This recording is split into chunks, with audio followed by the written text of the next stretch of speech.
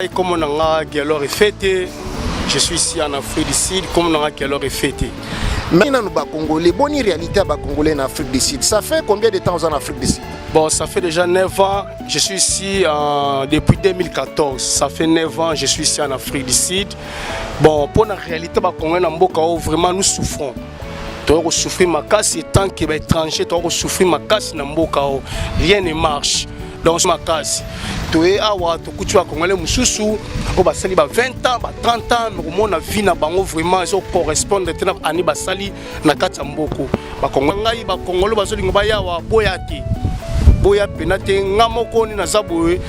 na regretera makasi na koma na mboka oyo vraiment na regretera makasi me bande ko nanga ba congolais bino bozo pepe boya awa boya ti bova na mboka na biso.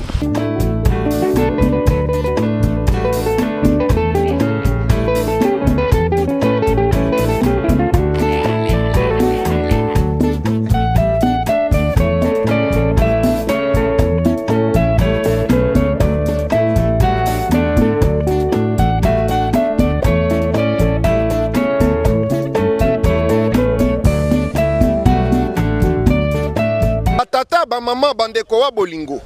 mbote lisusu et puis boye malamu lisusu na mayangani na Politique TV tozali toujours na spécial diaspora congolaise ya Afrique du Sud na yango boutaki kolanda ba congolais musu balobaki ba congolais baza ebele nazo benga lisusu congolais mususu azali pe mwana mboka diaspora aya aloba bokai mwana mboka boye malamu tozana direct eza émission spéciale mbote na mwana mboka Mbote journaliste. Kombo na ona ni liboso. Bon, ngai comme on a Gelor est fêté, je suis ici en Afrique du Sud, comme on a Gelor est fêté. Merci mingi mwana mboko Gelor et puis totondio botondi pona kopesa biso chance ya koya koloba liboso ya caméra po ba congolais bazolando mokili mobimba bayoka yo. Boni mbulele ki ndenge nini ko savoir. Bon, si on a vu savant na kosi, moi ba koko so zala ke belé mais matondi ka pa nzambe parce que donc merci ka na nzambe. Merci mingi ezali bonya pe maele tokumisaka kanzambe mwana mboka tozoko ba toujours boni nanu ba congolais boni réalité ba congolais en Afrique du Sud. Ça fait combien de temps en Afrique du Sud? Bon, ça fait déjà 9 ans, je suis ici depuis 2014. Ça fait 9 ans, je suis ici en Afrique du Sud. Bon, pour la réalité ba congolais en mboka vraiment nous souffrons.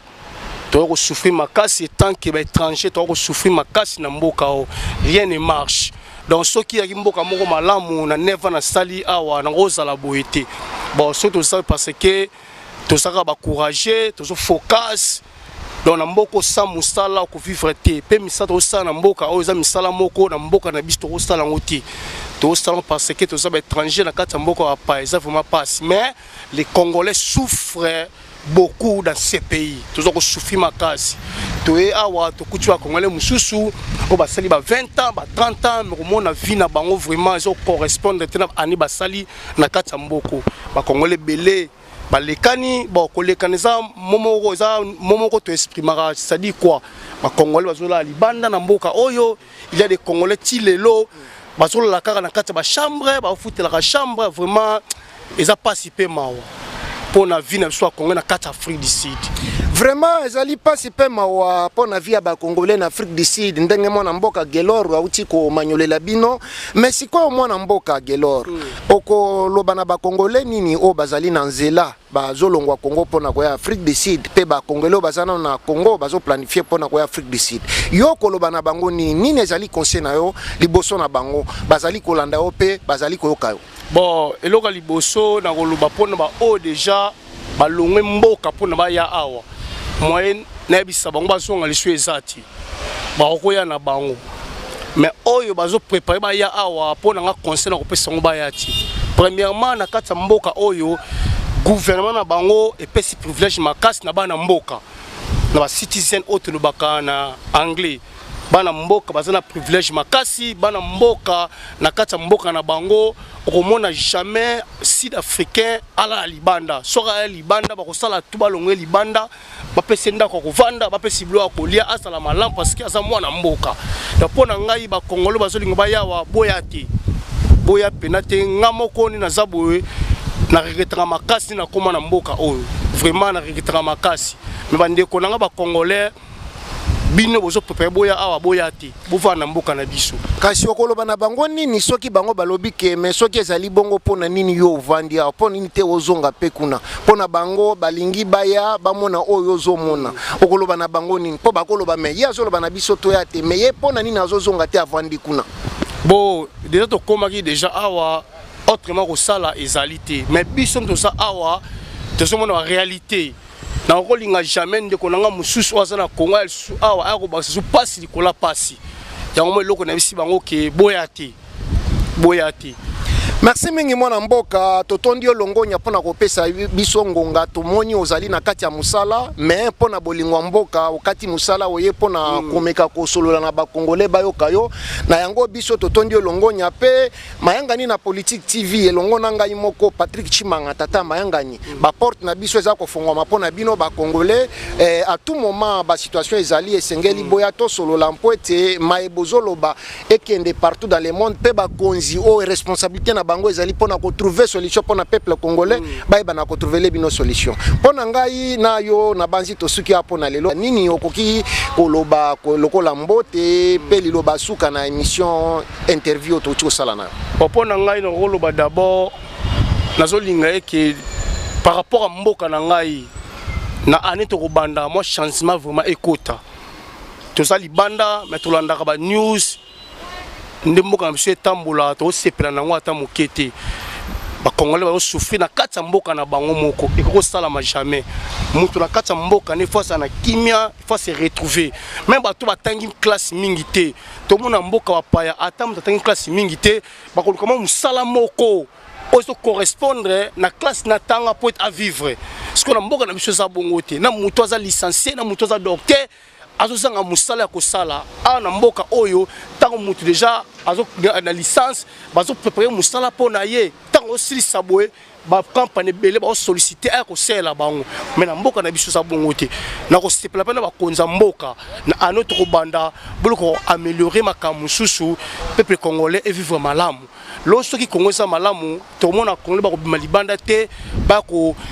exilé na mboka mushwa ko fana mboka na bango ba ko misala ba ko sala bien à l'aise na kuneza wana à l'aise na kata mboka na ye donc pona année oyo tozo banda ba konjibo moko améliorer makambo pe en plus dans le bana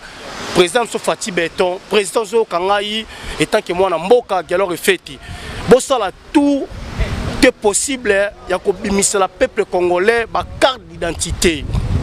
de ko sala maman kitoko parce que congolais ko sala na pouvoir to na valeur na mboka nyonso okene tant na carte d'identité na ye jamais mutoro c'est la carte d'électeur comme carte d'identité salama jamais na mboka moko vraiment ba konza mboka bo salama kasi eloko wana esalama carte d'identité ba congolais bima mwana mboka bo se recrutement bo sele maka mutu na carte d'identité po te mboka na biso sala pe na kimia pe na ordre na yango lo na yango ba penda yango wana. Merci mingi mwana mboka mais opesi mbote te na bandeko na yo to famille okopesa bango mbote te mbote vraiment ya liboso na kopesa la président Fati Beton parce que yene mtozoka papa ya mboka mobimba président Fati Beton na pesi yo mbote makasi bisiko zali ba merve na yo ya limi ba na kopesa masa na ngai Patrick Mouyaya o azali chargé à porte-parole du gouvernement Patrick Mouyaya na pesi mbote bisiko zali na pesi maman na nga Brigitte Mampele di mbote na pesi ami na ngai d'enfance o asana Congo kuna Fermino Dibanchilo na pesi master na nga chinois katakata Augusto Simbi mbote makasi bon famille mobimba vraiment bosé belé mais na pesi no mbote vraiment ba merve na bino ngana zana kata musala bazunga pied levé na salle émission mona bo exact parce que ça makama mboka passe na motema vraiment plein de bonnes choses ba merve na bino. Merci mingi mwana mboka to mona ni mbala sima merci le grand journaliste merci merci batata ba mama bandeko wa bolingo ndenge bomoni ndenge bozali koyoka ba congolais bazali koloba bazali ko s'exprimer et ngai lokola mopanzi sangoto journaliste musala na ngai ezali kotuna mituna pe biano ezali ya ba congolais et c'est à vous ba congolais ya ko juger pe ko comprendre mai ba congolais bazali koloba pona lelo na banzi ete tosuki awa mais pona sport o presque tozo kende ke Afrique du Sud mobimba Cape Town Jobour Durban Mpumalanga bisika nyonso tu ba congolais bazali tozali ko kende pona kokutana na bango pe kotuna bango mituna sir mai ya politique mboka na biso pe sir social ya ba congolais na kati ya mboka oyo pe sir réalité ya ba congolais na kati ya mboka oyo Afrique du Sud. Pona ngai na bino lelo tosuki awa pe na tondi bino longonya. Merci beaucoup pe goodbye.